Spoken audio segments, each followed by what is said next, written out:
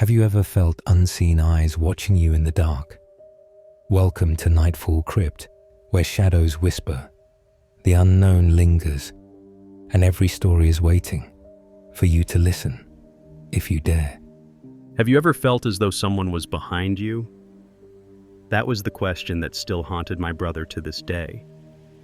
The night had started like any other, just a group of friends playing music in the basement, lost in their own world of hard rock and energy. But by the time the last note had faded into silence, the shadows had begun to move. Our house was old, built in 1904, a relic of a different time. It creaked and groaned with the weight of its years, whispering its history in the dead of night. My brother, stubborn as always, never put much stock into ghost stories. But that night changed everything. The band had finished their session, their instruments packed away, and everyone had filed out of the basement, heading to my brother's truck. They were loud, laughing, already planning their next stop for the night. My brother was about to follow when he remembered his food. He had left his pancakes sitting on a speaker. He sighed, shaking his head at himself, and turned back. The basement was dimly lit, the single bare bulb above casting long, uncertain shadows across the room. The partitions in the basement created narrow corridors of darkness, and the old boiler stood like a silent sentinel in the middle, radiating an eerie warmth. As he reached for his container, something flickered at the edge of his vision. A shadow. At first, he thought it was just a trick of the light. Maybe one of the guys had followed him back inside. But then the room grew colder. A weight settled over his chest, a feeling he couldn't shake, like unseen eyes pressing against his back. And then, the dread set in. He had felt this once before as a kid, when he swore something had been watching him from the dark corners of his room at night.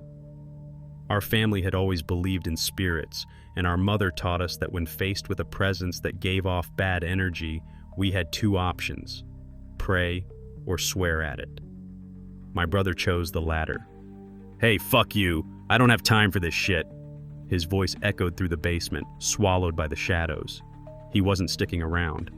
He grabbed his food and turned toward the stairs, walking quickly but not running. He refused to give whatever was lurking there the satisfaction of knowing it scared him.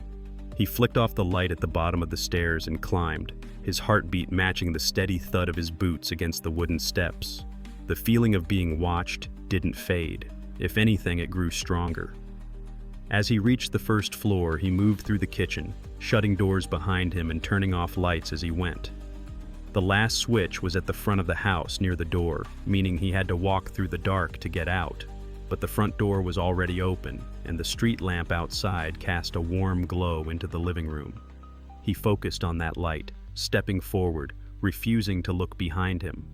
But he felt it, something just beyond his vision. The second he flipped the last switch, darkness consumed the house. He stepped outside and pulled the door shut behind him. Only when he was back on the porch did he allow himself to exhale. He jogged down the steps, the cool night air a welcome relief against his skin. By the time he reached his truck, he was already shaking off the fear, laughing at himself for getting spooked. That was until one of his friends spoke. "Hey, wait, what about your brother? Isn't he coming with us?" My brother frowned. "What do you mean? He went to work early tonight. He's already gone. Do you see his car anywhere?" Silence. Then another voice, quieter this time. "So then, who was walking behind you when you were leaving the house?" My brother's stomach dropped. "What?" "Dude, we all saw it. There was someone right behind you, a tall shadow. We thought it was your brother." Goosebumps rose along his arms. His friends weren't the kind to joke about things like this, not when they all looked so pale, so serious. He turned to look back at the house. The windows were dark, empty. The door was still shut. But something was there. Something had followed him. That was the last night my brother ever played in that basement. We never spoke much about it after that, but every now and then, when we passed by the house late at night, he would glance toward the basement window, his jaw tightening just a little. And sometimes, just sometimes, I thought I saw something looking back. And so, the shadows stretch further, and the mystery only deepens. But this is far from the end. It's merely the beginning. What lingers beyond the door? Who is whispering your name? And what is that shifting in the corner of your eye? The answers await in the next chapter of these chilling tales. Subscribe to Nightfall Crypt and hit the notification bell, because the crypt's secrets are endless and the darkness never sleeps. Until next time, stay in the light if you can.